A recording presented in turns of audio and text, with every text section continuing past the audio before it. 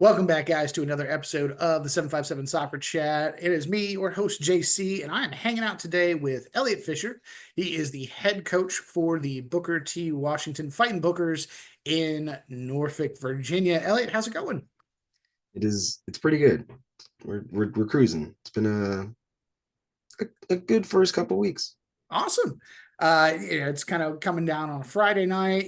We kick back, almost spring break. We got about, a week left, and then Yeah, so this week ended, so next week and is the last full week, and we've got three matches next week, and then spring break. So should be fun.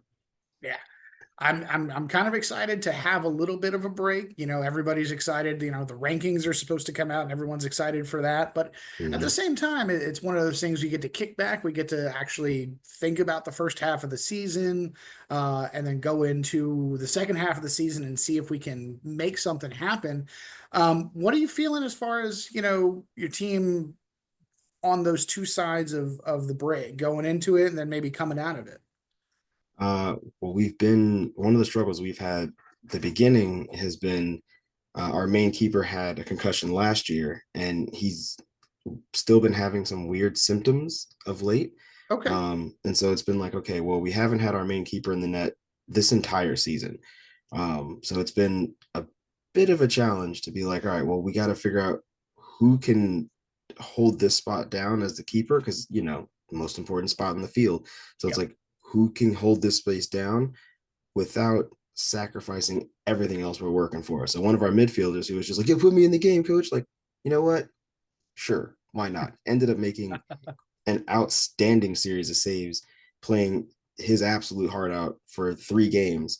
What was supposed to be a band-aid turned very clearly into like full-on triage, like hold the tourniquet, like that you will be here for a little while. Okay. So it's been hopefully after the break, he'll be able to get some physical therapy and hopefully be able to get back into the game hopefully soon. That's that's what we wish the best for. Obviously, it's one of those things is we always go into the season coaching. It's like, all right, which of these kids do we really not need to get hurt? And which of these kids can fill in if they do get hurt? Because Yep. inevitably somebody's going to get Somebody will hurt. get hurt. Someone's got So, to catch a ball to the face, like one of our main striker um, caught a soccer ball just dead in the face oh, against Churchland and ended up damaging one of his teeth. okay. So he's still able to play, but now he's got a full mouth guard. And it's just like, yeah, we probably should have had that in there beforehand because Oops. dental work is not cheap. No, no, it's not. It's not cheap. Especially when it's, yeah, was it a front tooth? Yes. Yeah, not cheap at Yeah. all. So luckily he's got some stuff planned to get that taken care of once the season is finished. But he's just Mhm. like, for the time being, I'm just gonna be rocking this like mouth guard, and I'm like, that's fair. Please tell That's me it's that's fair. lime green. It is black, and I think the inside of it is maybe blue. Nah, you got to get him. You got to get him one of those like that. Those like under eight football mouth guards. That's like covers half of Nah, his cheeks. nah, we gotta get him the one I have for Muay Thai. It's got the fangs on the front. Oh yeah, yeah, yeah. So when I smile at people, you just see like the lower set of teeth and these giant fangs on the top. It's like what? What? It's just a Nothing's more soccer game, intimidating than that. guys. So give me a little bit. You and I, we've been friends and coaches for together in the same area for a long time. Mm-hmm. Tell me kind of a little bit how you got into coaching and what really pushed you towards this endeavor. So probably one of the funniest ways of becoming a head coach. So the previous head coach, Nelson, Hmm. was like, you know what, I'm stressed. I'm tired of dealing with this, and this thing's always going wrong. And then, all this stuff is always happening, and then they're always blaming us for it. I'm really getting tired of it. I'm like, yeah, man, like you've been doing this for a long time. Like we appreciate you. You're an awesome player, like awesome coach. I've learned so much from just being your assistant coach for the past like 2 or 3 years. And yeah, like you should like take a break. Like step like, if it's really stressing you this bad to the point where like you feel like you need to stop, then yeah, you should definitely stop. And he's like, yeah, I think I will. I was like, yeah, yeah, it sounds great. And the next thing you know, it's just like, well, we need a coach. And everyone's just like, oh, uh, yeah, I guess that would I guess that would be me. So yeah, that's how I became head coach. It was just like, well, now I've surrounded myself with some really great staff, and started to build my own knowledge of the game because I've always been a player and never really been a coach. Mhm. So it's been interesting to kind of see the, okay, well, let's, this guy needs to be here because he has this skill set, and this is going to help him to do this, help him to do that. And then he provides the, and so just learning the big tactical side of the game has Sure. been fascinating, and it's been fun because I also play at OTSL. Hmm. So I've watched like our team when we have, it's a bunch of random dudes together, and they have no actual like coach. We're just a bunch of players playing together. And it's just like, oh, dude, he's in the wrong spot. He should be way further up there. He should not even Yeah. be back. And there we go. That's why we got scored on. And it's like, all right. And then the days that we're like clicking, it's just like, yes, this is working because he's where he's supposed to be, there where they're supposed to. And it just, so it changes the way you look at the game, which is funny. Yeah. I mean, obviously you're kind of stepping in from assistant to head coach, but with the head coach designation, because I did the same thing, Mm-hmm. it there's plenty that's the same, but there's a lot that's different. So what's some of the things that you kind of going into it that you kind of you expected that didn't really hold up, or maybe even something that you didn't expect, but you ended up kind of getting to deal with or having to deal with? Uh, well, one of the big ones is the fact that I'm always there. So it's Yeah. been like, oh yeah, before it was just like, oh yeah, no, I'm not gonna make this game. I'm gonna go do this other thing instead. Head coach has got it. Cool. I'm gonna go do this other thing over here. Now it's just like, oh no, no. If I'm not going to be here, I need to coordinate with this person to make sure that the rosters are printed out so that the referees can get them in the beginning of the game. I need to make sure that this person knows who they're going to be running the whole thing. That way, there's no surprises and no one's like, oh, who's the head coach, and everyone's looking for me and I'm not there. And then Mhm. there's the, okay, well now I'm the head coach, so when I go to those meetings, like the little captain and coaches like huddle with the officials, it's like, okay, they're talking to me, and all my players are legally equipped, or yes, we are good and taken care of, and it's just like, I yes, think. everyone should be good and taken care of. And if not, I will make them run until I'm tired because they should know better by now. So definitely that has been one that has been like, oh yeah, I didn't have to worry. I didn't really see this much work, but now I do and I understand. I'm like, yeah, I'm not going to be the guy standing off on the sidelines helping everybody warm up while they deal with, who's kicking off first and what half they're taking. I'm like, yeah, don't worry about that. And then I've always been like taking care of just helping players out. Now I'm like, all right, I need to actually be physically tracking down these players of like, what are your grades looking like? What are your grades looking like? What are your grades looking like? Yeah. And chasing students down to be like, well, yeah, I think I might play. Okay, then pull up, show up, be here. Where are you? And just Hmm. all that's been a fun change. So, but in terms of things that I knew coming into it, I knew there was going to be a lot of paperwork, all that fun stuff. But it was definitely like this is a good amount of paperwork. I got to fill out a lot of stuff, a lot of questionnaires and reporting and all this stuff. I'm like, yeah, I didn't have to Sorry. worry about that before. Oh no, no, you're fine. Yours was great. The one for like I everything else, might I have was had just some like, help with it. I mean, I thought it was good. It's like this is asking questions that like is asking questions that actually get to your team as opposed to like Mhm. we're the news. Tell us what the news would be so we know where to go. And it's just like, Yeah. well, I don't know what the news is yet because assuming that News is everyone yet to does what they're go. supposed to, yeah, it's not happened yet. Assuming that everything goes the way it should, this could be really exciting or it could be a dumpster fire. So we'll never know. What what kind of what kind of camaraderie now do you have like with, because there's the thing we always call the coaches fraternity. You're now a part of it. What's kind Mm-hmm. of your coaching circle? How has that evolved? Uh, so I've made some really good friends as coaches and then seen them move different places Hmm. and then be like, yeah, where's so and so? And they're like, oh yeah, he stopped coaching here. I'm like, dang, I like that guy. Like you're a good example. Where it's just like when I go to Manor, I'm just like, oh yeah, like get to hang out with Coach James. I know the game's gonna be good because I know how he coaches his guys. I know that everyone's gonna be, physical because that's how we play, but respectful. And I'm just Hmm. like, okay, oh, oh, Coach James isn't coaching anymore. I'm like, okay, all right, cool. And then I like the coach at Lakeland. Me and Yeah. him made like a really, really good friendship. Coach Burkett, Frank, and he was really, really cool. We played a really, really great series of games. And at the end of it, like our teams were just excited. Like it was a fun time. So everyone got together. We took one giant group picture and it was really, really fun. And then he ended up leaving and giving it to Francisco. And Francisco, super cool guy, loved to hang out with him. I was like, this guy's really awesome, hanging out with him. And then they're like, he's like, yeah, I just want to let you know, like, I'm actually not going to come back next year. I'm graduating from ODU. I'm like, oh, I mean, congratulations, that's awesome. Who's gonna be in, who's gonna run Lakeland though? And then Yeah. he's like, I was like, that's fair. Yeah, I don't know either. I guess we'll find out at some point when I play him in what, a week and a half, a week, actually, a week from today. Right. We'll find out. But it was definitely like, yeah, I definitely have made a bunch of really fun friends who have been like, that was, and then the coach for Lake Taylor, that now that they're back after the last, like the several years they've been out, and it was Hmm. just like, oh yeah, you're like, I think it's her brother coaches like Wave FC, and it's just like, Yep. oh yeah, this person, like I Coach know, like, Tammy and yeah, it's Brandon. like it's super cool, really, really nice people. I'm like, man, there's some really cool coaches out here. And then there's some other coaches you're like, if I don't see you, I don't see you, Yeah, right. but I'll shake your hand.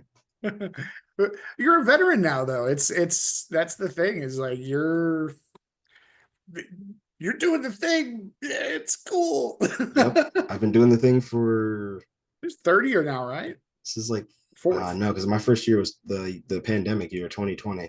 Oh So yeah, this would that's be right. like, yeah, that was a real sad one because it was like, oh man, we got this great team, everything's gonna be awesome. We had our first scrimmage, and then the season got shut down. And it was like, well, Yeah. I'll see everybody next year, I guess. Bye.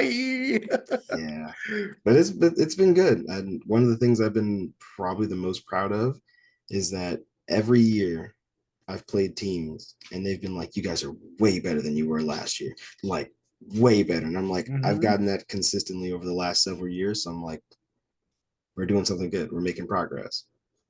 And kind of speaking to that, so like what's kind of like with the resources that you have available at Booker T. So like what's been the approach for getting those positive results and getting those positive outcomes and being consistent doing so and then getting that improvement every year. So definitely learning myself as a coach, Hmm. what I like to play, because every coach has a style, and I was like, for a long time, I was just like, I just coach the sport, and then I was like, oh no, like what would be my style of play?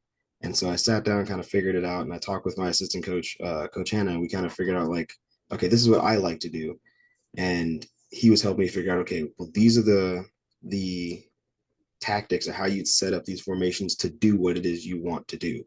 And so it's like, okay, cool. Now I understand why what I want to do works. So now I can just practice how to make that happen. So that way it works. And then being able to be like, all right, now it's instead of doing, practicing in February, we start practicing like, well, since we started earlier this year with like starting in August, we started in like late September, early October.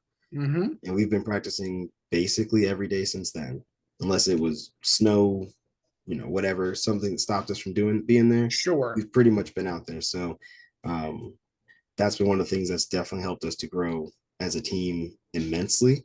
Because now we're a lot sharper of a squad, which is what I want.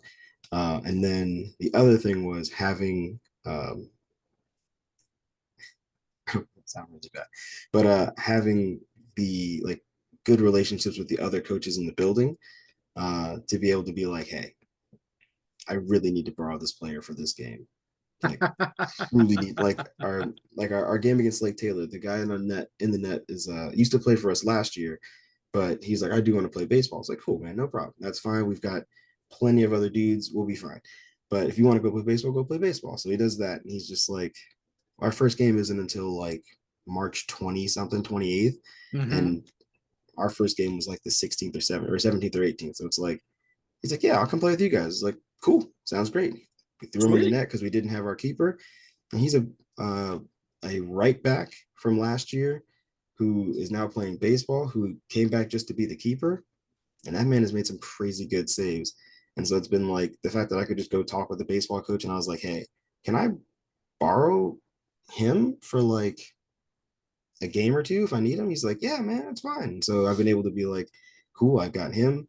And then I've been able to send some of my players over to help baseball. Like Avian's a good example. Like I've been able to send him over and be like, because Avian plays baseball. So this is a Sure. regular thing for him. And he's like, oh yeah, like I'll go help out with them because we don't have a game that day. It's just practice for us. So yeah, we can go help them out because they're going to be, they need, they're short one or two guys. So you can go help them out.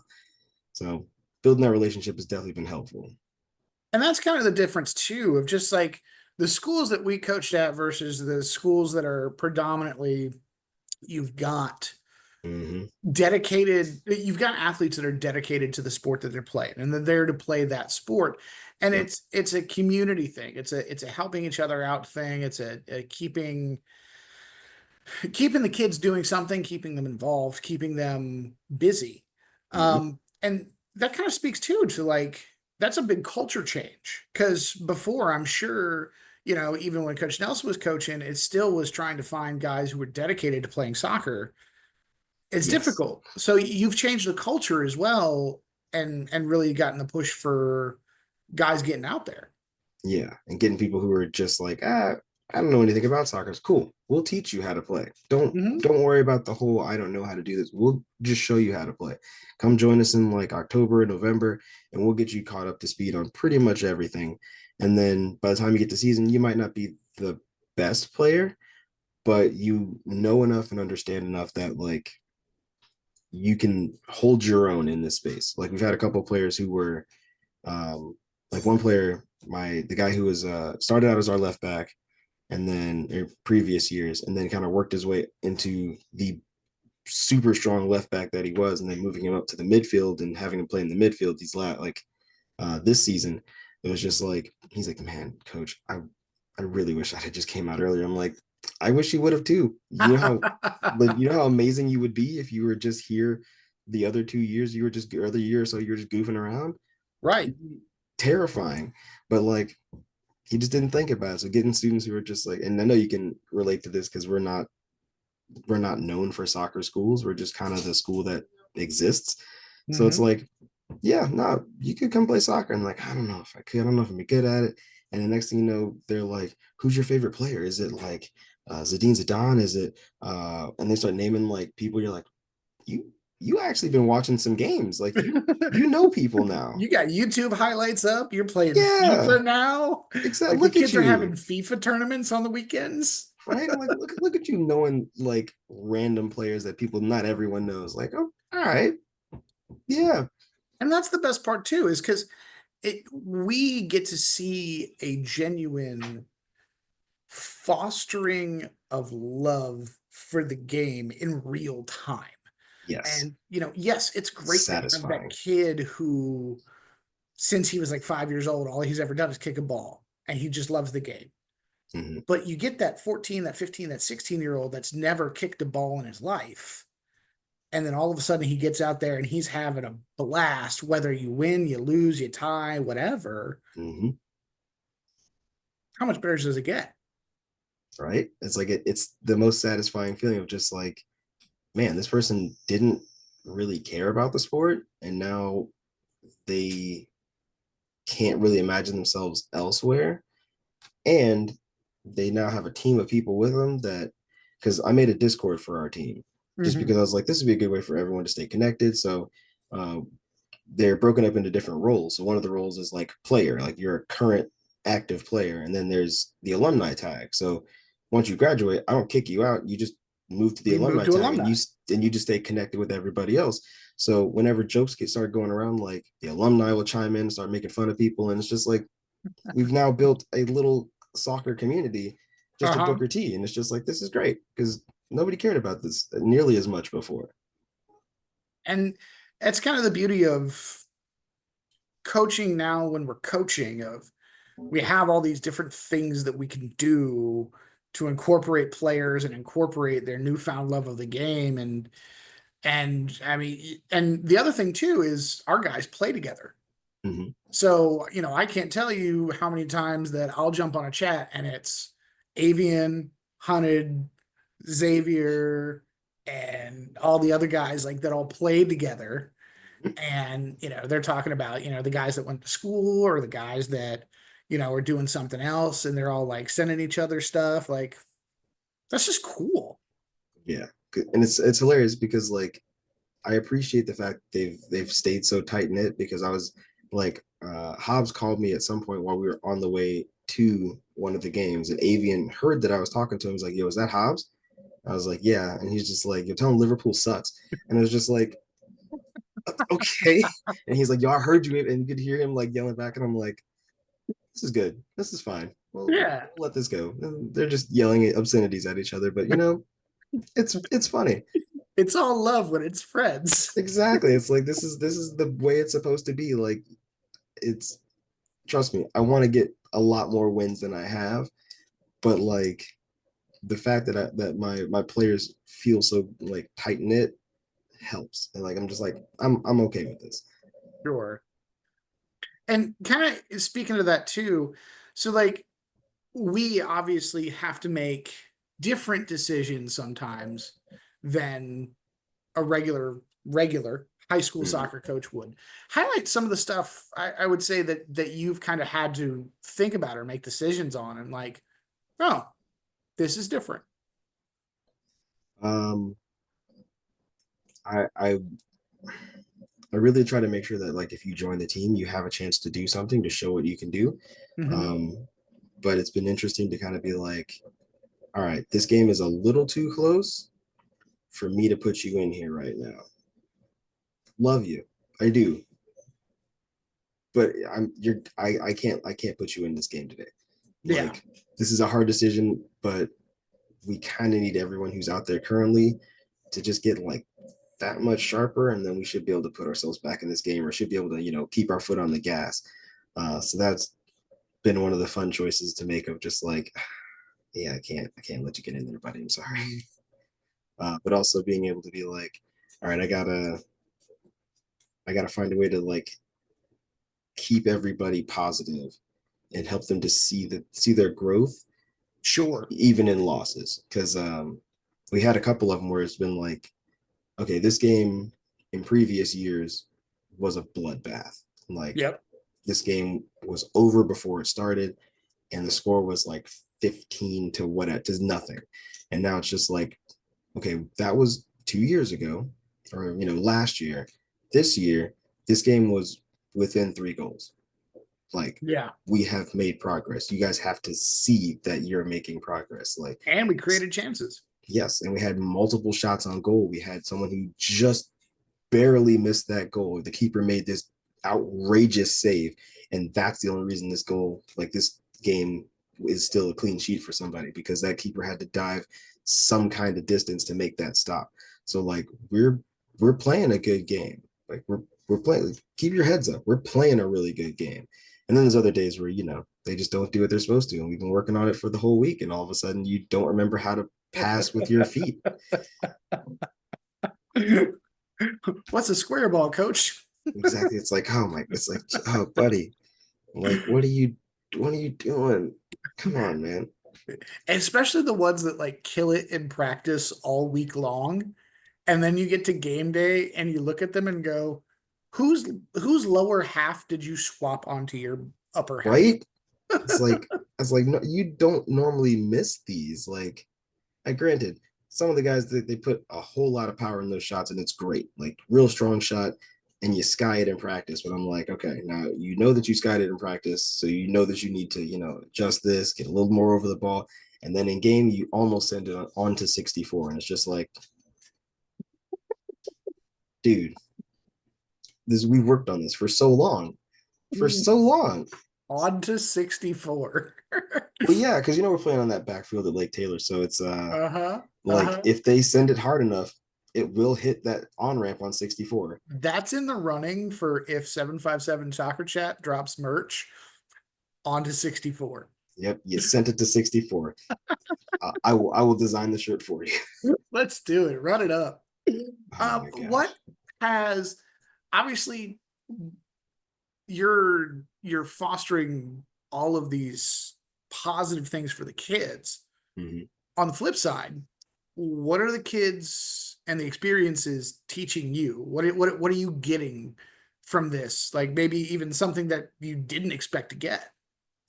Uh, well, one of the ones that I think, sorry, my dog decided she was like, I'm gonna put my face right here, like hello. Yep.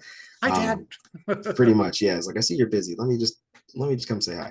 But one of the things I've been getting from them has been like a weird, like a really bizarre sense of like pride Hmm. and intense overprotectiveness. Like my players know they can come to me for just about anything.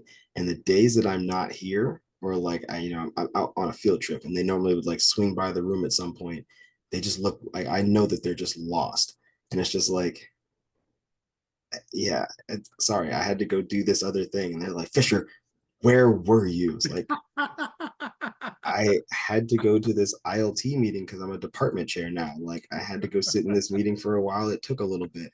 Like I'm sorry, I just had to be somewhere. It's like Fisher, your sub sucked. I'm like, I know, man. Sorry, I don't know what to tell you. Like, I don't want anybody messing with my players. And then, especially when like our we've had like issues in the building, and it's been like, well, yeah, athletes are doing this, and I was like, whoa, not my soccer players. My soccer players are fine. I know that I can leave them in a room by themselves. And yeah, Hmm. they might do something stupid inside that room, but it will not spill out of that room. Like they'll be able to handle it and take care of it themselves. So Yeah. there have been times where it's been like, oh yeah, something this like, students were doing this, and this after school. I'm like, well, my soccer players weren't doing that. It's like, how do you know? It's like I was there. Like I like Nelson taught me that as a coach, you don't leave until your players do. Yep. So like I am sitting there until 7 o'clock waiting for some parent to come pick up their kid. And it's just like, oh, that other team is doing something over there. That's wild. Anyway, so our guys are right over here minding their business, not getting in trouble. Doing what they're Um, supposed to. right. And then the pride comes from just like they lost this game, but they played incredibly well. And on the way back, they were in generally good spirits. Upset about the loss, obviously, but like Sure. they were like, man, like we could have done this, and that. But yo, when you did this thing, and it's just like, cool. I'm happy It's with that. productive at the end of the match instead of just everybody tearing each other down and Yeah. yeah. And yelling at each other on the field. And it's just like, no, we don't need to do all that. And then I've had two students who were salutatorians. So it's like not only were you a fantastic player, you also were this number two in your class when you Hmm. graduated. Perfect. You might be doing something right, coach. Right? That's what I feel like. Might be But doing something right. the record doesn't exactly show that, but the players do. And that's the thing too, is and I know you'll share this sentiment. It's kind of one of those like I didn't get a lot of wins during my tenure, and there is a little part of me that it bothers me. A little bit. A But at the little bit. same time, I had a bunch of kids go play college ball. I had a bunch of kids who were playing club ball, like at a high level, semi-pro ball. Mm-hmm. Um, I got a bunch of kids that enjoy the sport now that never would have. And I kind of take those things. So, do I guess you're taking away those same kind of things of, yes, we might not be in that spot that we want to be in ultimately, but we're still getting results for these kids that deserve it. Yeah. Like one of our strikers last year had 25 goals Hmm. by himself in a season. Yeah. And I mean, obviously he had some assists, some other people scored as well, but it was just like, yeah, man, like we your team is really working to build you up. Yes, we didn't win every single game, but you're the only player in Booker T history, as far as I know, to ever hit that many goals. Ever. Yeah. And then our keeper had a stellar game, the one who had the concussion. And it was just like, you had a stellar game. You have the first like shutout, like clean sheet as a keeper in Booker T since the guy who's my assistant coach was playing here. He was Hmm. the last one to do that. and he's been graduated for like 4 years. So Big results. yeah, you're doing great work. I'm immensely proud of all of you guys, but like, yeah, you're doing awesome. And this is a really cool record that you'll be able to like share with other people of just like, yeah, man, like I had the first clean sheet in like a decade at Booker T. Yeah. I'm still on the record book for the most amount of goals scored. Yeah. And that's probably, I mean, and granted, that's not a slight record either. Like that's going to stand for a while. Yeah. The only the and the crazy thing is the when we had the like, the coaches, all first team, second team meeting Yeah. thing at the end of the year, there's only one other person in the entire like Eastern District who Region. had that many Oh, goals, yeah, yeah. and he was the dude from Granby, Brock. He had Yep. 30 goals, but it was Yeah. still just like this is a guy from a school that nobody remember, like nobody cares about, and he had 25. And this guy from the school that everyone knows and like is attentive Hmm. to scored 30. What does that say about like how well that guy was really playing on a team that Yeah. everyone like doesn't care about doing work like this?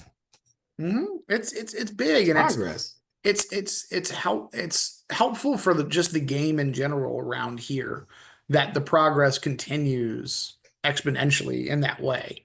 Mhm. Um, So, kind of, what are some of the things to celebrate that kind of progress? What are some of the things that you guys do as a squad outside of soccer? Obviously, between you and I and all the kids that we've shared coaching and hanging out with and doing soccer stuff with, we do a lot of soccer stuff with those kids.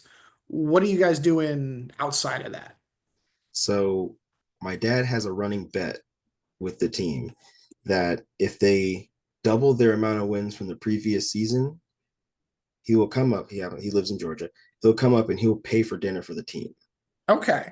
So our was it? I think our not 2 years ago. 2 years ago, I think we hit like 3 wins or 2 wins, and he's like, "Well, how many did you have last year?" It's like one, maybe zero, something like that. And he's just like, "Yeah, I'll come over. I'll treat everyone to dinner."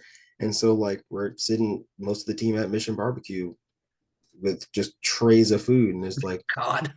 it was a good time. Like my players had an awesome time, and then my dad has to come up this time because the last game that we played when I was like, because I call my dad at the end of every game just to keep him, give him updates because he loves to know about this stuff. So I call him at the end of every game and I'm just like, hey, this is how they did. And I told him about our last game against Manor, and it was 1-1 for this like, or I think it was like 1-1 or 2-2. This in like most of the game, and then it Yep. was just like it went into finished regular time, went into extra time. The first half of extra time was scoreless. The second half, we like had a really good like connection. 1, 2, 3, get a goal, and we're just like, yo, park the bus, everybody. Park that, get back here on defense. Nobody's going up there. We're just gonna send it and keep it moving. And it was just like we fought incredibly hard and won that game in extra time. And my dad was like, I think that's worthy of you guys getting dinner. So he owes the team from last year dinner at some point. Okay. I was at that game, and I remember because it's funny too because our kids play on the same teams together Mm-hmm. and played club ball a little bit together. They all had the rivalry going into that game, and they were For all up sure. for it. And then, it's, you're sad for your kids on one hand, you're happy for the kids on the other, but yeah, that's team dinners are always traditions that, especially when they come from a special place. Mm-hmm. Those are always like the ones that you really, really remember. I still got kids talking to me from 4 or 5 years ago when my assistant coach at the time, um, I I screwed up. I wanted to take the team out for dinner for wings, but I Mm-hmm. specifically chose Buffalo Wild Wings to be safe. Good call. I overslept that afternoon and woke because my phone died, my battery went off. So Mm-hmm. I wake up, plug my phone in, and I've got like 17 missed calls. And my assistant coach, I listened to his voicemail and he goes, "Hey man, Buffalo Wild Wings was closed, so I took the team across the street to Hooters." Oh, man, that's Dang it, Richard. Whoops. So, but my boys still, like the boys on that team, they still text me every now and again, like, Coach, you remember that one time? I'm like, I do. I do remember that time, yes. So those are just the special moments that, and that's if you weren't in that position, if you weren't doing what you're doing, those kids wouldn't have that. Yeah. So that's, and that's it's just a big thing for you stepping into that role and being that guy for those boys. And I'll say it out loud is, the way that they play for you and fight for you, and the number of games that I've been to and either coached against you or Mm. come and watch. It's I every time blows my mind. It makes my heart full. So kudos to you for that. Well, thank you. Because there's definitely moments where I've been like, I'm gonna tear this stats book in half. When I'm pissed. And then other days where it's been like I'm in the at the like that post game like chat with everybody, and I'm like fighting back tears because I'm just like, you guys played so goddamn well. Like I'm just so proud. And Right? so it's definitely been uh, a really fun connection with everybody to watch them like grow and see players who started out terrible and are now like captains leading the team, and people are looking to them for guidance and looking to them for instruction. And it's just like, I remember when you sucked, and now Right. you're like, you're very very good. Right. And yeah, so there's that.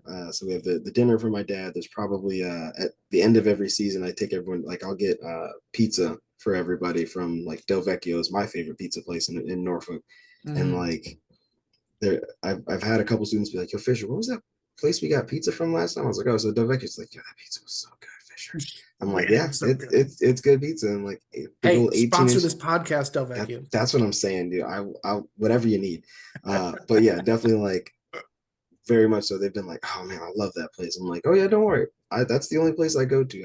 I've like, don't get me wrong. I've gotten like Kogan's Pizza. It's really, really good. I've gotten Del Vecchio's. I've gotten like a bunch of places, but I'm like, if I gotta feed a whole team of like 20 hungry high schoolers, Yep, that's the place. give me that giant 18-inch pizza from Del Vecchio so we can make this as easy as possible." Uh, Absolutely. and then we occasionally have a FIFA tournament for one of the practices just to see, who's really about that game. So Because it's they been real talk fun. so much trash. So much. Oh man, they're just like, nah, man. And like, and the funniest thing was, we didn't set any specific rules like what teams had to be picked. Sure. So I picked my team, DC United, and I'm playing against my keeper who picked like PSG. And I I I should, by all accounts, lose this match for sure. Smoked. But like, I should get smoked. But like he I don't know. It's not like you hit the button to like shift to another player, and then you overcommit. He Yep. overcommitted a couple times, and I managed to get a couple of sneak through, and like I managed to just score a goal. And we're like, we're only going to one because we got to get through like all these games. So Right. yes, you lose. PSG has lost to DC United. That's embarrassing, but that's just how the game goes. And it's just like he's like, nah, fish. We played any longer. We like it would. I was like, ah, no, buddy, don't try to change the subject now. Like you lost. Get off the sticks, man. Pass the sticks, bud. It's the Booker T Club World Cup. It It's is, the and it's like, and best. you lost the game, buddy. Sorry. All It's right. hilarious. Wrapping up here, gonna jump into the five-a-side lightning round. So, Hmm. five questions for you, quick as you like, off the top of the dome, whatever you got. Are you ready? Yeah, All right. First question. What's your favorite club, US and abroad? You just answered US. I did, and I thoroughly enjoyed Lion Bridge, and I was watching their game too. So definitely Lion Bridge for USL, DC United for MLS, and if I had to go abroad, my brother's a gunner, so I was like, yeah, we got to go to see some Arsenal games at some point. So I'd probably pick them in the premiere. That I hurts my know, heart. I know, I Hurts my I heart. understand. We share the DC love, but the Manchester United Arsenal rivalry It is wild. runs deep. I get it. What's harder, getting admin approval for anything or getting teenage boys to focus for a full practice? Man. Uh, Both of them are very difficult to make happen. That's brutal. You're Yeah, welcome.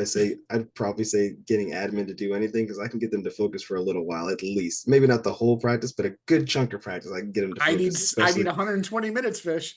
Oh man, then yeah, it would probably be getting those kids to pay attention to There anything. you go. Because there's been multiple times I just been standing there being like, I'm just gonna count down like a fourth grade teacher and be like, if you're not here by the time I hit zero, you're just gonna be doing planks till I explain what we're doing next. Right.